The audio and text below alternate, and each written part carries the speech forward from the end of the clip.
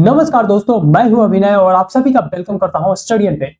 दोस्तों, supreme court ने यहाँ जो गवर्नर का रोल है उसको यहाँ पे डिफाइन करते हुए ये बोला है, जो तमिलनाडु के गवर्नर है उनका जो एक्ट है, उनका जो तरीका है बिल को होल्ड करने का, ये बिल्कुल अनकॉन्स्टिट्यूशनल है, इलीगल है और इस तरीके का जो व्यवहार है वो बिल्कुल अनएक्सेप्टेबल है। और फाइनली यहाँ पे जो सुप्रीम कोर्ट है उसने अपने पावर का यूज किया 142 आर्टिकल का, और उसका यूज करके इन्होंने क्या किया है कि जो 10 बिल पेंडिंग थे गवर्नर के पास उसको डायरेक्ट एक्ट बना दिया है। तो चलिए इस वीडियो में जानते हैं कि सुप्रीम कोर्ट का यहाँ पे क्या कहना है, खास करके गवर्नर के रोल को लेके क्या कहना है और कॉन्स्टिट्यूशन क्या कहता है, कॉन्स्टिट्यूशन इनको किस तरीके का पावर देता है कि ये लोग बिल के साथ क्या क्या कर सकते हैं। और दोस्तों, इस जजमेंट में फाइनली सुप्रीम कोर्ट ने एक टाइमलाइन भी दे दिया है कि यहाँ पे एक टाइम फिक्स होना चाहिए जिसके भीतर गवर्नर को क्या करना है, बिल पे एक्ट करना है।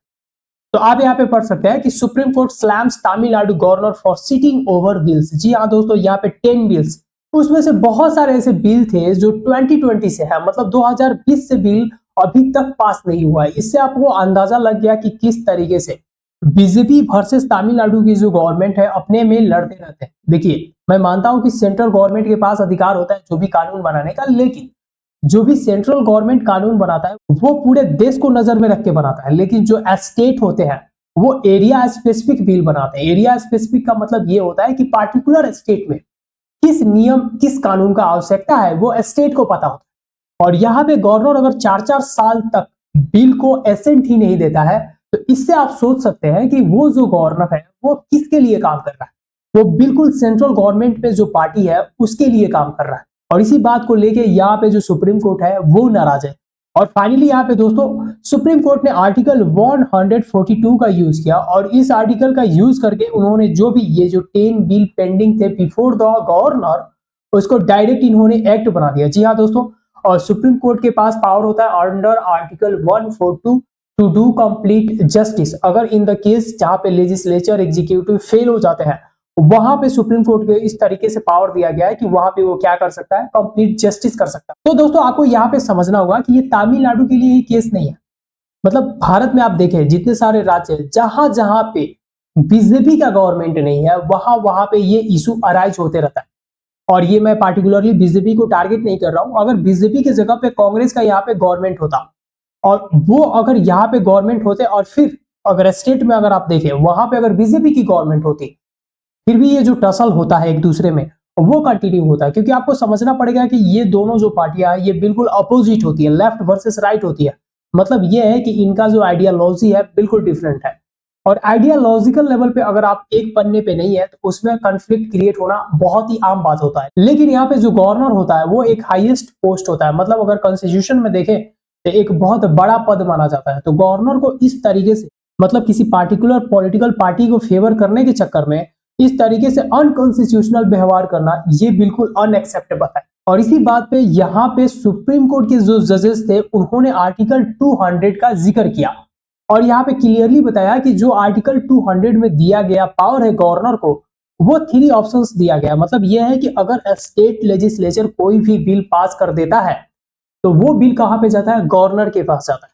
तो जब गवर्नर के पास जाता है तो उसके पास मात्र 3 ऑप्शन होते हैं।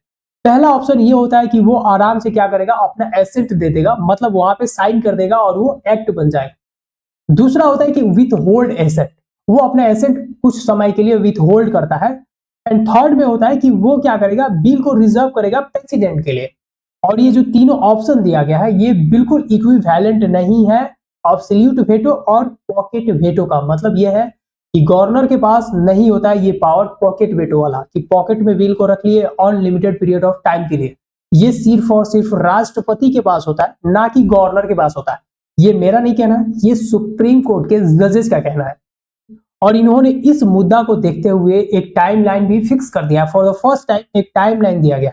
और मैं आपको यहाँ पे क्लियरली एक बात बताना चाहता हूँ कि कॉन्स्टिट्यूशन में हमारे कोई भी टाइमलाइन नहीं दिया गया है, चाहे वो प्रेसिडेंट की बात करें चाहे वो गवर्नर की बात करें, उनको टाइमलाइन नहीं दिया गया है कि कितना समय के बाद वो लोग अपना एसेंट देंगे, कितना समय तक वो लोग विथ होल्ड करेंगे, कितना समय तक राष्ट्रपति विथ होल्ड करेंगे।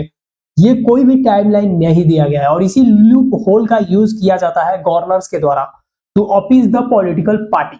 और पॉलिटिकल पार्टी को ये लोग अपीज करते हैं और ये लोग जब अपीज करते हैं पॉलिटिकल पार्टी को जो सेंटर में होता है, उसके बाद क्या होता है, इनको इनाम दिया जाता है। इनाम इन द सेंस, जब वो अपने पोस्ट को छोड़ते हैं तो राज्यसभा का मेंबर बना दिया जाता है, या कोई जो बड़ा सा पोस्ट होता है उस पर अपॉइंटमेंट कर दिया जाता है। और इसी बात को लेके, इसी कंसर्न को लेके सुप्रीम कोर्ट ने यहाँ पे टाइमलाइन कहीं ना कहीं सेट कर दिया है कि अगर गवर्नर के पास बिल आता है तो उसको क्या करना है, 1 महीना के भीतर, अगर उसको लगता है कि वो एग्री है उस बिल से, तो 1 महीने के भीतर क्या कर देना है, उसको अपना एसेंट दे देना है कि हाँ ये बिल पास हो गया, मतलब एक्ट बन जाएगा। सेकेंड नंबर पे, अगर गवर्नर को लगता है कि उस बिल को रिटर्न करना है रिकंसिडरेशन के लिए, देखिए दोस्तों जब बिल आता है तो गवर्नर को अगर पढ़ने के बाद वो बिल लग रहा है कि कुछ चीज कमी है, कुछ चीज और अच्छा होना चाहिए, तो इसके लिए वो लोग क्या करते हैं, उस बिल को रिटर्न भेज देते हैं स्टेट लेजिस्लेचर को कि आप फिर से यहाँ पे क्या करेंगे, रिकंसिडर करेंगे।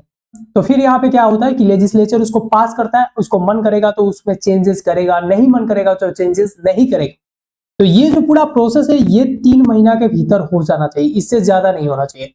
अगर बिल आपके पास आ जाता है फिर बिना चेंज किए हुए, तो आपको क्या करना पड़ेगा, यहाँ पे अपना एसेंट देना पड़ेगा। या आप अगर प्रेसिडेंट को भेज रहे हैं और फिर प्रेसिडेंट उसको रिटर्न कर दे रहा है, फिर ये हाउस से होकर आपके पास आता है, तो आपको एसेंट देना पड़ेगा।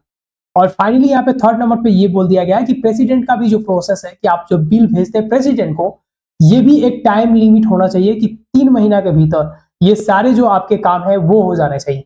मतलब ये है कि गवर्नर का जो पावर है यहाँ पे सुप्रीम कोर्ट ने कहीं ना कहीं बहुत ज्यादा लिमिटेड कर दिया है, बहुत ज्यादा कम कर दिया है। और ये इसलिए किया गया है, ये अचानक से नहीं हुआ है, बहुत साल का स्ट्रगल है यहाँ पे। स्टेट बार बार कंप्लेन करते हैं, चाहे वो बीजेपी के टाइम में हो चाहे कांग्रेस के टाइम में हो, हर बार ये सुप्रीम कोर्ट में केस आते रहता है स्टेट वर्सेस सेंट्रल गवर्नमेंट का। तो दोस्तों अगर यहाँ पे देखा जाए तो तमिलनाडु की जो गवर्नमेंट है उसके लिए ये विन विन सिचुएशन है, और सुप्रीम कोर्ट ने एक टाइमलाइन फिक्स कर दिया है। इसका मतलब ये है कि अब जो भी गवर्नर होंगे सबको ये टाइमलाइन कहीं ना कहीं क्या करना पड़ेगा, फॉलो करना पड़ेगा। बाकी दोस्तों आपका क्या मानना है कमेंट में हमें जरूर बताइए, और अगर आप इस चैनल पर नए हैं तो चैनल को सब्सक्राइब कीजिए, अपने दोस्तों के साथ शेयर कीजिए। तो मिलते हैं फिर नेक्स्ट वीडियो में किसी नए टॉपिक के साथ, तब तक के लिए अपना ख्याल रखिए।